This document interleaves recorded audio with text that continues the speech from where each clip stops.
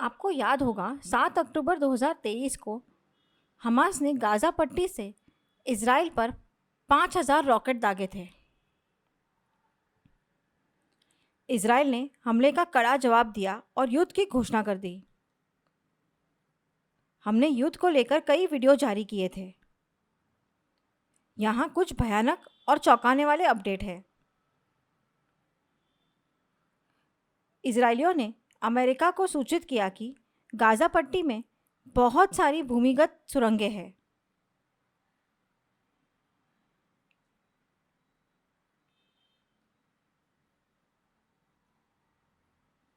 और उन सुरंगों में हमास के आतंकवादी और अमेरिकी, इजरायली, थाई और अन्य बंधक छिपे हुए हैं।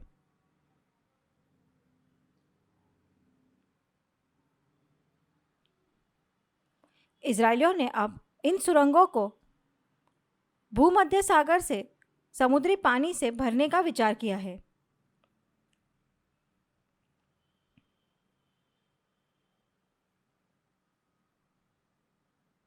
बाढ़ हमास के कार्यकर्ताओं को आमने सामने युद्ध करने के लिए जमीन से ऊपर लाएगी और उन्हें मार दिया जाएगा। साथ ही बंधकों को भी सुरंग से बाहर निकाला जा सकता है और बचाया जा सकता है। हालांकि अमेरिका ने उनसे हमास को नष्ट करते समय सावधान रहने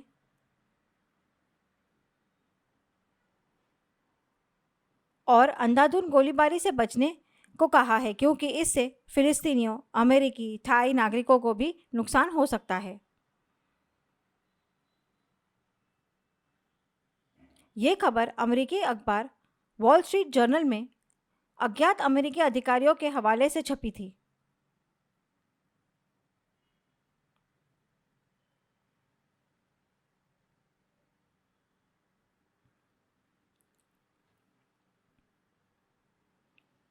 गाज़ा पट्टी में सुरंगों का एक विशाल नेटवर्क है जिसे इजराइल बाढ़ की योजना बना रहा है। क्या ये सुरंगें हमास के उग्रवादियों ने बनाई थी? इन सुरंगों का निर्माण बाढ़ को समायोजित करने के लिए किया गया है, जो गाज़ा में हर साल सर्दियों में अक्सर आती है।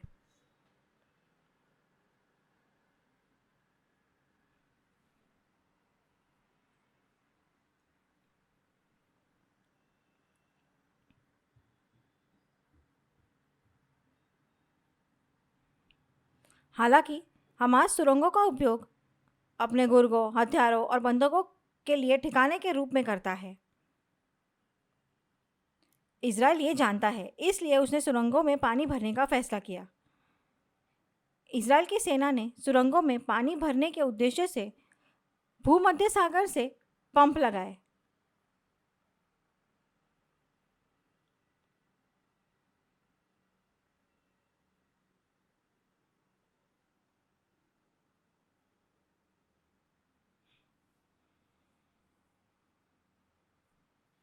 सुरंग में पानी भरने से हमास के उग्रवादियों को जमीन पर आने के लिए मजबूर होना पड़ेगा और इससे उनके हथियार और गोला बारूद भी नष्ट हो जाएंगे। इजराइल की योजना हमास के सभी आतंकियों को निशाना बनाकर उन्हें खत्म करना है।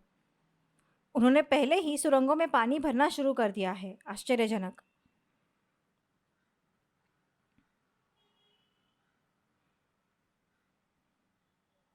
हालांकि अमेरिका, कनाडा, न्यूजीलैंड जैसे इजराइल के करीबी सहयोगियों ने इजराइल का समर्थन किया है, लेकिन संदेह व्यक्त किया है, क्योंकि अंधाधुंध गोलीबारी में फिलिस्तीनियों की भी मौत हो सकती है, जो मानवाधिकारों के खिलाफ है।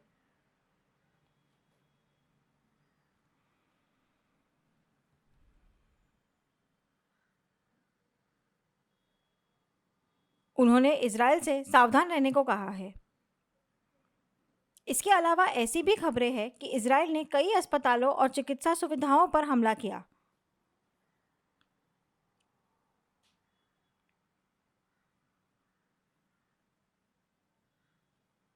हालांकि इजराइल के अनुसार उन्होंने केवल उन ठिकानों पर हमला किया जहां हमास के आतंकवादी छुपे हुए थे। नागरिकों को पहले ही मिस्र की सीमा की ओर शरण लेने की चेतावनी दी गई थी। 5,000 रॉकेटों से हमले की शुरुआत में 1200 इजरायली मारे गए थे। इजराइल ने कहा कि उन्होंने केवल जवाबी कार्रवाई की है और कुछ रिपोर्टों के अनुसार 18,000 हमास आतंकवादी मारे गए हैं। इजराइल धरती से हमास का अस्तित्व खत्म कर देना चाहता है।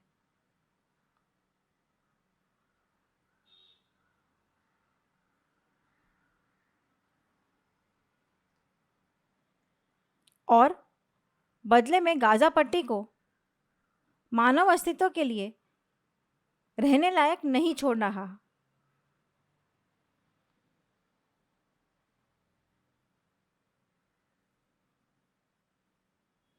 युद्ध के बाद इजराइल चाहता है कि गाजा पट्टी खाली हो जाए।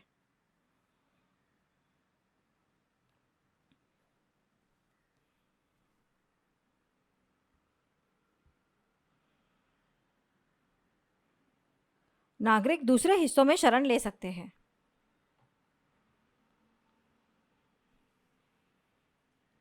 हालांकि कुछ अमेरिका, कनाडा और अन्य अधिकारियों ने इजराइल को इसके प्रति सचेत किया है।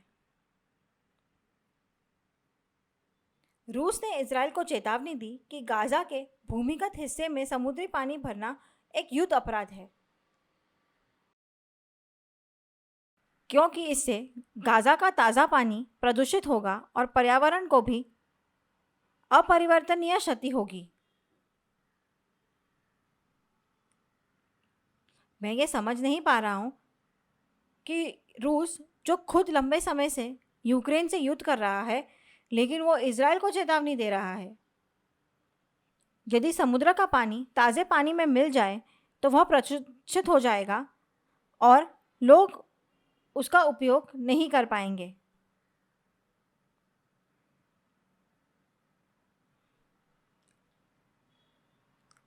हालांकि इजराइल की सेना ने रिपोर्टों पर तुरंत कोई टिप्पणी नहीं की। साथ ही अमेरिकी राष्ट्रपति जो बाइडेन ने इजराइल के प्रधानमंत्री बेंजामिन नेतन्याहू को चेतावनी भी दी है कि वे हमास उग्रवादियों के हमले का समर्थन करते हैं, लेकिन गाजा पर अंधाधुंध बमबारी के कारण देश के हमास के खिलाफ युद्ध के लिए वैश्विक समर्थन खोने का जोखिम भी उठाना पड़ सकता है।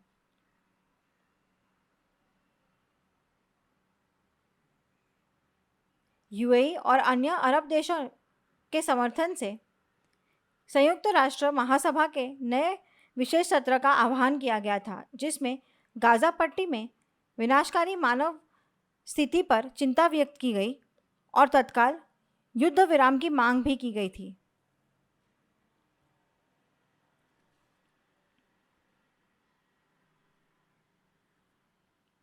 संयुक्त राष्ट्र के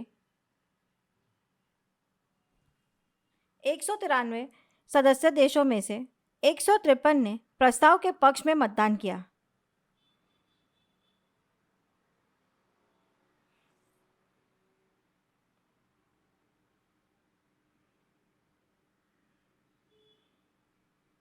भारत ने भी युद्ध विराम प्रस्ताव के पक्ष में मतदान किया। इससे पहले भारत ने मतदान नहीं किया था, जिसमें तत्काल मानवीय संघर्ष विराम का आह्वान किया गया था। हालांकि इस बार भारत ने यूएई द्वारा प्रस्तुत प्रस्ताव के पक्ष में मतदान किया। यदि भारत अनुपस्थित रहता तो इससे भारत यूएई संबंध तनाव में आ सकते थे। शायद यही कारण है कि भारत ने इसके पक्ष में मतदान किया। इसकी वजह आगामी 2024 का चुनाव भी हो सकता है। अमेरिका, ऑस्ट्रिया, इजराइल सहित 10 देशों ने प्रस्ताव के खिलाफ मतदान किया।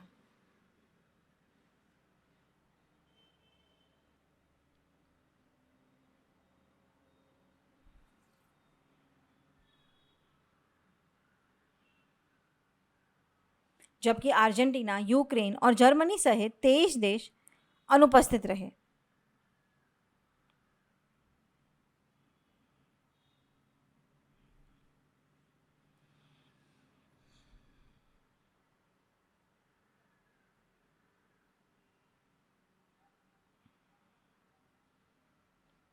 अमेरिका हमास को ख़त्म करने के इजराइल के लक्ष्य पर सहमत है, लेकिन उसने फिलिस्तीनी नागरिकों को नुकसान पहुंचाने के खिलाफ उन्हें चेतावनी दी है। संयुक्त राष्ट्र में मतदान से पहले इजराइल के संयुक्त राष्ट्र राजदूत गिलाड एडर ने कहा, यदि अधिकांश देश युद्ध विराम के पक्ष में मतदान करते हैं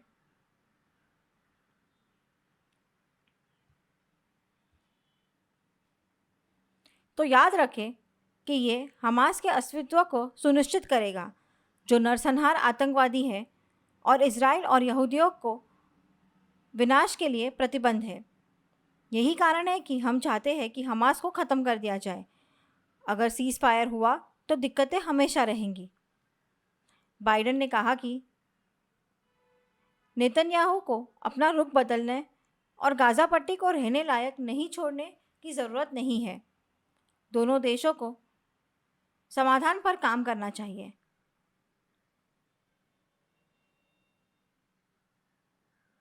बाइडेन ने यह भी घोषणा की कि अमेरिकी राष्ट्रीय सुरक्षा सलाहकार जैक सुलिन को युद्ध कैबिनेट के साथ चर्चा के लिए इस सप्ताह इजरायल भेजा जाएगा।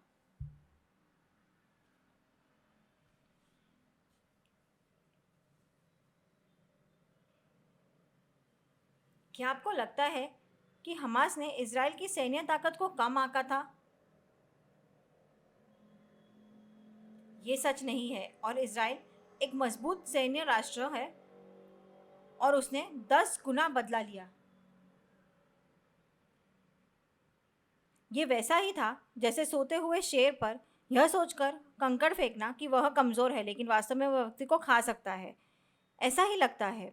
हमास ने इजरायल की ताकत को कम आंकते हुए 5000 रॉकेट दागे और जवाबी कार्रवाई में इजरायल ने उन्हें ख़त्म करने की कसम खा ली। देखते हैं युद्ध विराम होता है या नहीं। ISH न्यूज़ देखते रहिए क्योंकि हम नवीनतम अपडेट लाते रहेंगे।